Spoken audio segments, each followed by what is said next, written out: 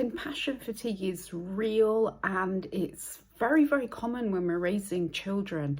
Now, why is that? Because most of us set off on our caring and parenting journey with this huge intention to respond calmly, to guide our children through life in a compassionate way, full of teaching and emotionally holding and all these things. We have these intentions, of course we do. They don't disappear. They just sometimes get a bit lost. And one of those that can get really lost is compassion, because compassion isn't something that we can intellectually, rationally decide to just always do. I wish I could tell you that it was, but it isn't. It's a big emotional experience that we have and we feel with and for our children. So what can you do? Your child is struggling. So this can be a child of any age. It can be a very, very young child. It can be a 16-year-old. Maybe you have grown-up children. This all applies in the same way. As their parent or their carer, it's much, much harder to respond with true compassion, which looks and sounds like this. They've said what they've said, they've done what they've done or not done or whatever it is, and we feel how we feel about it. So we are allowed to feel inside our irritation, our frustration, our overwhelm, our despair, whatever it is. Of course we are. It's very healthy. So we feel how we feel. Then we notice it. We really notice it.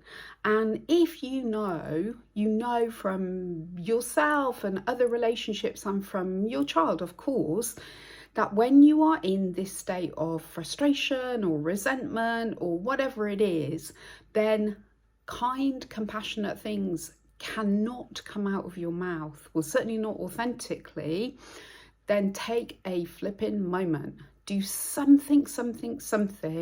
I always talk about treading water. So sometimes when we're literally swimming, you see dogs, they're very good at this in their kind of doggy paddle. They stay in one place for a long, long time.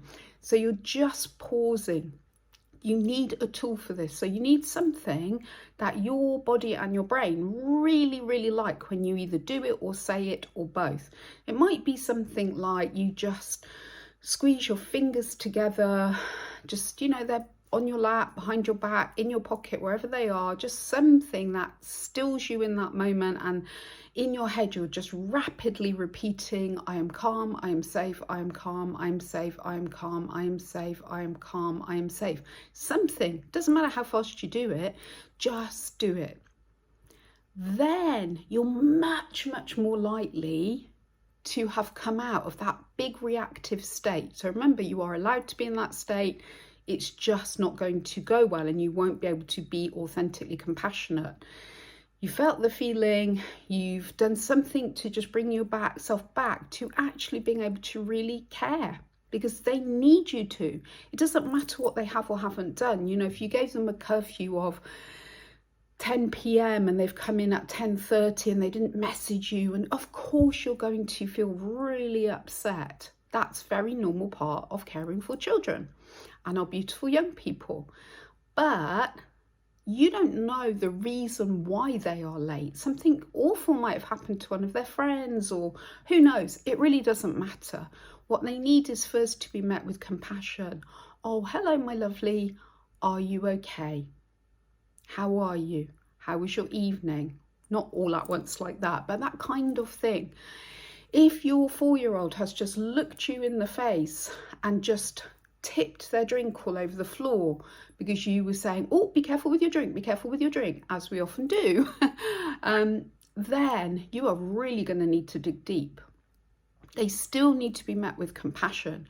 If your 8-year-old has just shoved their brother really hard, even though you have had countless conversations about this, again, feel how you feel, regulate, and then you can get back into your heart.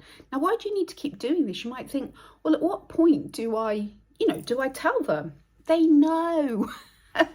That's the good news. They know.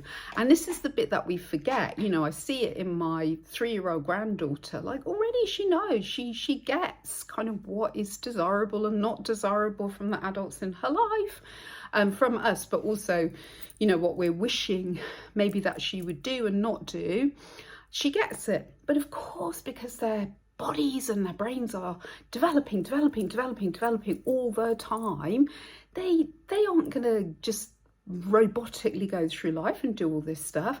That's why they need our compassion. When we are in a state of compassion, then they feel safe. They feel safe that, yeah, they did the thing, and later on you can have a chat about it. Oh, when you poured your drink everywhere, whoa, I was wondering if you remember that we keep drinks in cups. That's all the little reminder they need later. They do know it. So focus on this, give it a go, and let me know how it feels for you, and really importantly, for your child as well.